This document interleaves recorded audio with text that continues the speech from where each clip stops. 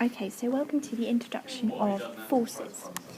Here today we have a picture of Felix. Now Felix jumped from the very edge of our atmosphere and he holds the world record for the, I think it's the longest free fall. Okay, so basically there are two main forces acting on him currently, okay? These, and I will represent these with arrows. Okay, so we have gravity. Oh dear. Gravity and air resistance. Okay, so apologies about the writing. I need a pen for this iPad. Okay, so we have two main forces, gravity and air resistance. Now gravity is actually the force that is larger. So I'm just going to redraw this arrow, make it bigger.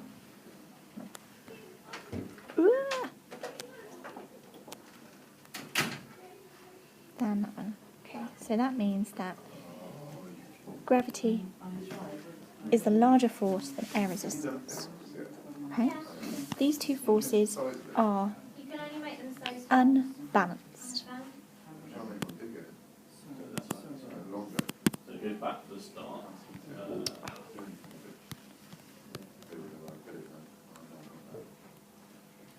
Okay, brilliant. So these two forces are unbalanced forces.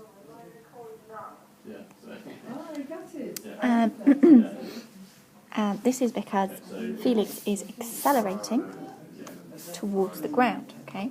Now, unbalanced forces are those forces are forces that are not equal. Okay. So an object can either go from standing still to moving, so accelerating or decelerating.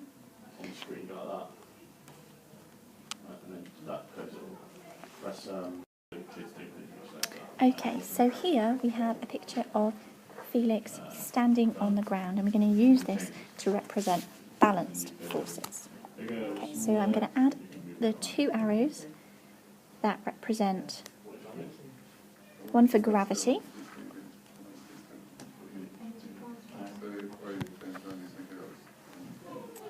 and I'm also going to add an arrow in the opposite direction of the same size. That is the same size, just round about. And this is called the reaction force. Oh dear, that's horrific. Brilliant, okay. So a reaction force is the force that opposes gravity when you're on the ground, okay? And it can also be a force that just opposes anything else, okay? Forces always act in pairs. That's a really key content you need to get from this video and you're ready for the next lesson. Forces act in pairs. There's always two forces. Okay. So we're going to also now look at how these two forces are these two forces are balanced.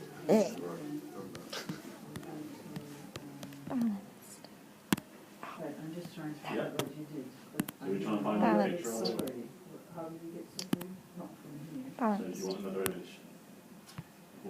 Okay, so these two forces are balanced. On the next slide we're going to look at an example of the forces being balanced.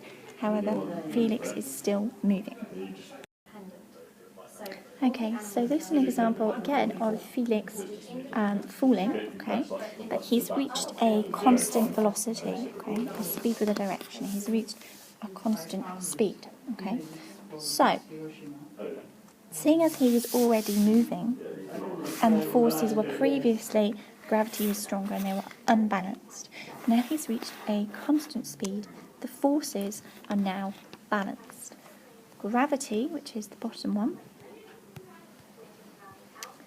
and air resistance, oh dear, I'm just going to call it air res, are equal because he is travelling at a constant speed. These forces are balanced.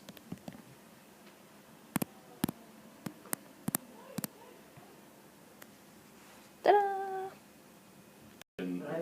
Okay, now I'm going to introduce the idea of a resultant force. Okay, so here we have a blue line and a box. So it's representing a cardboard box on a table.